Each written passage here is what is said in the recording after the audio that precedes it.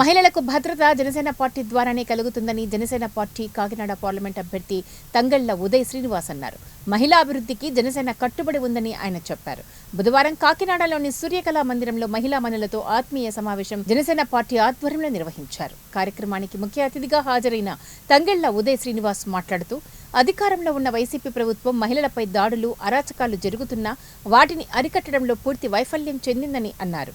మహిళలపై అత్యాచారాలు జరుగుతున్నా రాష్ట్ర మహిళా కమిషన్ వాటిని అరికట్టడంలోనూ వైఫల్యం చెందినట్లు చెప్పారు.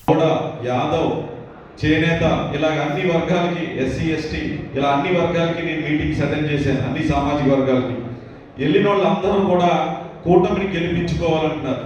అంటే మన అందరిలో కామన్ గా ఉన్నది ఏంటి అంటే ఈ రాష్ట్ర భవిష్యత్తు కోసం అలాగే మన అందరికీ అన్న మన అధినేత పవన్ కళ్యాణ్ గారు ఎన్ని సంవత్సరాల నుంచి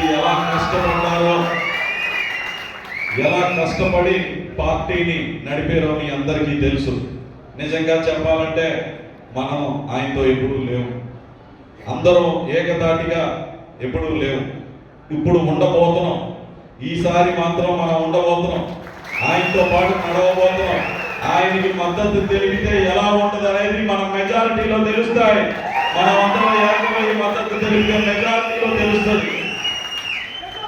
మనమందరం వచ్చే ఎన్నికల్లో మన అధినేత పవన్ కళ్యాణ్ గారు బలపరిచిన ప్రతి ఒక్క క్యాండిడేట్ కి, అది టీడీపీ అయినా, బీజేపీ అయినా, జనసేన అయినా సరే, ఎవరికి ఆయన బలపరిస్తే, కూటమి బలపరిస్తే వాళ్ళకి మనం అందరం కూడా కష్టపడి పనిచేయవలసిన అవసరం